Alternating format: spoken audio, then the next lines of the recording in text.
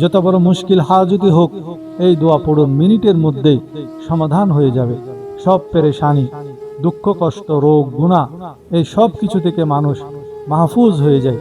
এর জন্য পাশাপাশি প্রতিদিন 5টি তাসবিহ এবং 4টি ইসমে আজম থেকে যে কোনো একটি ইসমে আজম পড়তে হবে। যেমন নাম্বার 1, রাসূলুল্লাহ সাল্লাল্লাহু আলাইহি ওয়াসাল্লামের উপর 100 বার দরুদ শরীফ পড়তে হবে। এই ছোট্ট দরুদটি পড়বেন সাল্লাল্লাহু আলাইহি ওয়াসাল্লাম। 2 নম্বর হলো 100 বার ইস্তেগফার করতে হবে। 100 বার পড়বেন আস্তাগফিরুল্লাহ আস্তাগফিরুল্লাহ আস্তাগফিরুল্লাহ, 100 বার পড়বেন।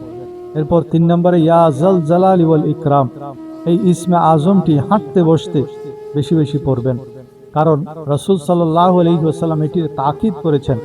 এর মধ্যে আল্লাহর 2টি গুণবাচক নাম রয়েছে, জালাল ও ইকরাম।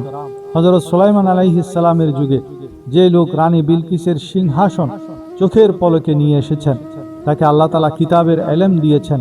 আর সে ইলম সম্পর্কে মুফাসসিরিন ইকরাম বলেন সেটা হলো ইসমে আজমের ইলম। তিনি ইসমে আজম পড়ে দোয়া করার সাথে সাথে হযরত সুলাইমান আলাইহিস সালামের চোখের পলক ঝাপটানোর আগে আগে রানী বিলকিসের সিংহাসন সামনে উপস্থিত হয়ে গেল। এটি হলো ইসমে আজমের তাসির, প্রভাব।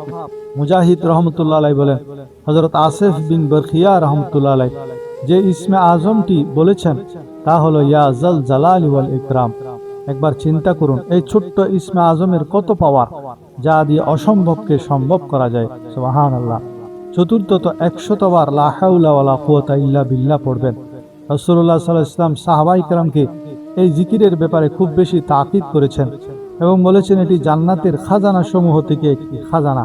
পঞ্চমত, ধারণাতীত জায়গা থেকে রিজিক লাভের জন্য এবং গুনাহ মাফের জন্য 100 বার, প্রতিদিন 100 বার সুবহানাল্লাহি ওয়া বিহামদিহি সুবহানাল্লাহি ওয়া বিহামদিহি পড়বেন।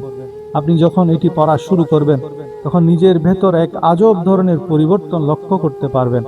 আমরা কোরআন হাদিসের যেসব আমল আছে সেগুলির উপর পূর্ণ আস্থা রাখি না বলে আমল করে ফল পাই না, কিন্তু আমি 1000 বার কসম করে বলতে পারি এই কোরআনের আমলগুলি আমাদের জীবনের সব সমস্যার সমাধানের জন্য যথেষ্ট।